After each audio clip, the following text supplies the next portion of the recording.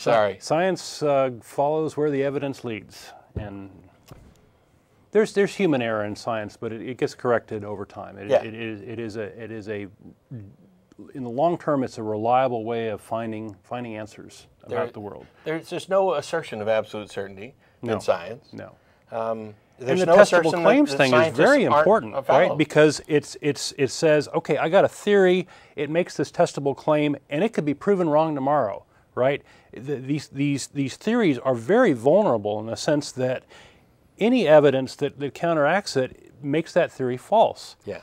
And it's those theories that go through this running the gauntlet of all these tests that emerge at the end as the most likely thing, and making testable claims is awesome. It's a very high standard of being tested against the real world. Hal's convinced himself that he's being open-minded, and I see this all the time, especially from the pseudoscientific woo-woo crowd, that they're being open-minded, that, well, we haven't completely disproven homeopathy, so I might as well engage in it, and right. Science doesn't done any better. My ass, my aching ass. Yeah. How dare you? And hopping on one sort of theory or pet answer for something is kind of, your laziness ends up becoming part of the equation, in the sense that if you start with a situation where I say I don't know,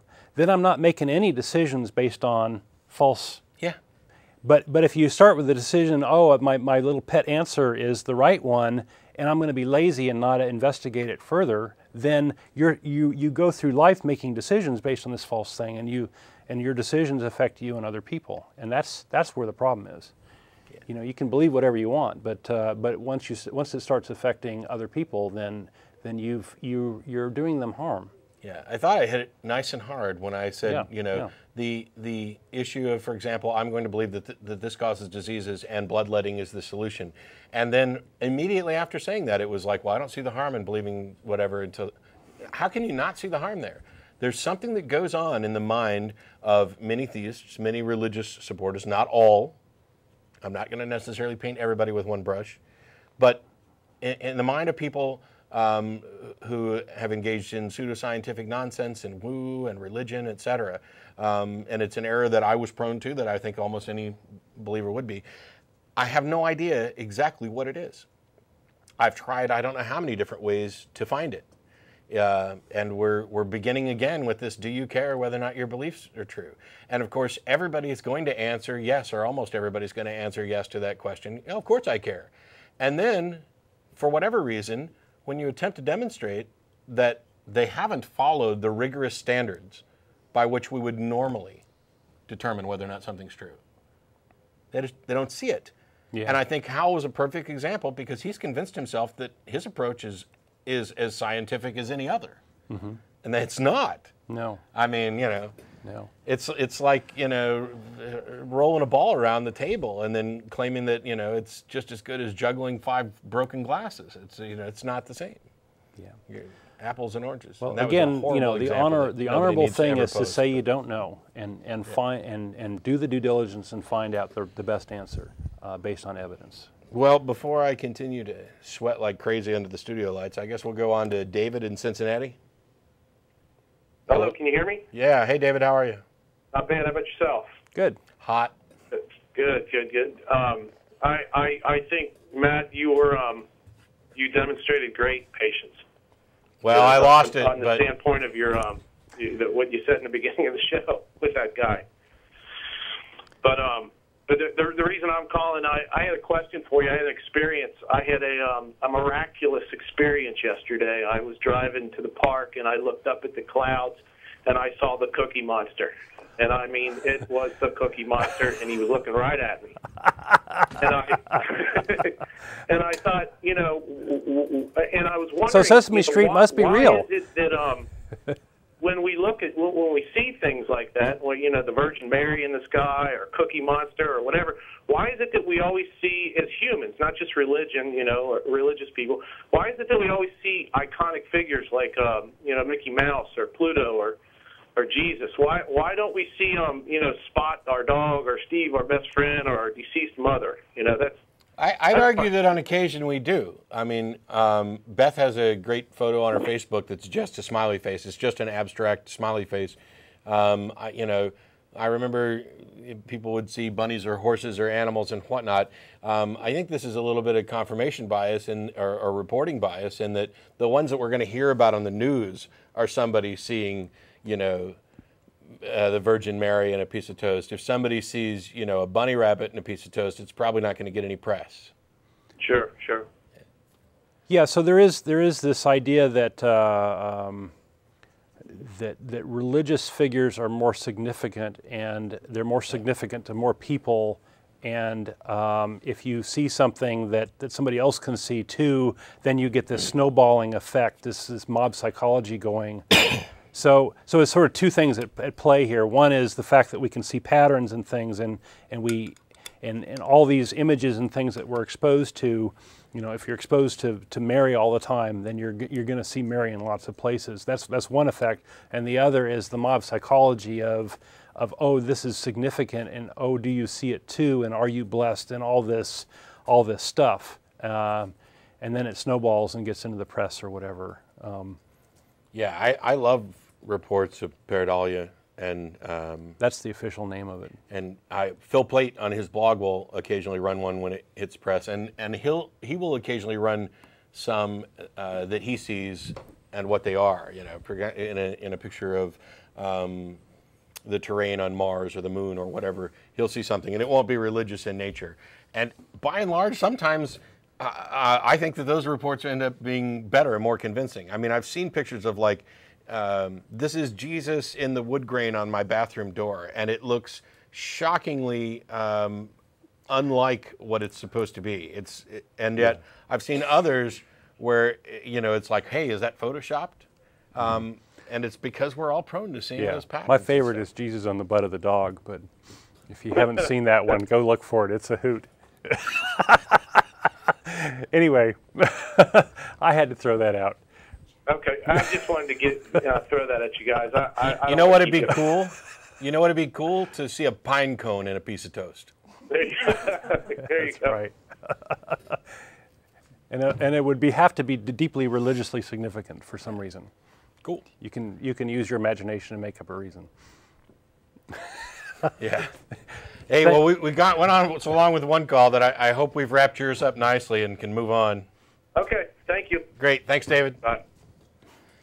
We've got Eric in East Stroudsburg. Hi. Hi. I was recently in a radio debate with a evangelical preacher, ex-pastor, and he brought up the argument, which is basically a God of the gaps argument, in my opinion. Logic or inductive reasoning is a Christian concept, and I was wondering how you guys would go about taking that out. I went out and said it's a God of the gaps argument. Said you're basically saying logic exists, therefore God exists. Oh, the idea that God invented logic? Yeah, that you can only have logic with God. Oh, yeah. I'd call that a stealing credit sort of thing. I'm confused though, because was this some formation of the transcendental argument for the existence of God, or was this specifically having to do with inductive reasoning? This specifically had to do with inductive reasoning, which the preacher was using. Okay, I'd have to see the argument or hear it, but it's ridiculous. I mean, unless your argument is God gave us a brain, brains are required for inductive reasoning, therefore God is required for inductive reasoning. That's a valid argument, it's just not sound because they haven't demonstrated the first premise, which is God gave us a brain. If they're arguing instead that inductive reasoning is not possible unless there is this transcendent God being who made it possible, then it's a different version of the transcendental argument for the existence of God, which addresses the three logical absolutes. Yeah, that's the argument he was using. The and then three when logical he asked me absolutes? where logic came from, Yeah. I said, I don't know, and he started to use that against me. Yeah. Well, then he's trying to shift the burden of proof to you. He has to prove that A, there is a God, and B, that God did this thing, right? Yeah, I had a lengthy debate with Matt Slick on this show about tag, the transcendental argument, and we're not going to do it all again today. Although I do notice that the other caller that is in the queue wants to talk about exactly the same thing, I think. So maybe we are going to talk about it today. My basic thing was I then went on to list all these other ridiculous possibilities, like a la invisible pink unicorn, flying spaghetti monster, and said I could assert they're the reason for inductive reasoning. Yeah, they're equally valid. Your reason is the right one. Well, the typical arguments, and I'll have to give him the benefit of the doubt here. The typical argument is that there must be some being, and so he would probably agree with all your premises, and then say now it is our objective to figure out which of those beings it actually is, or which group of beings are actually responsible for it.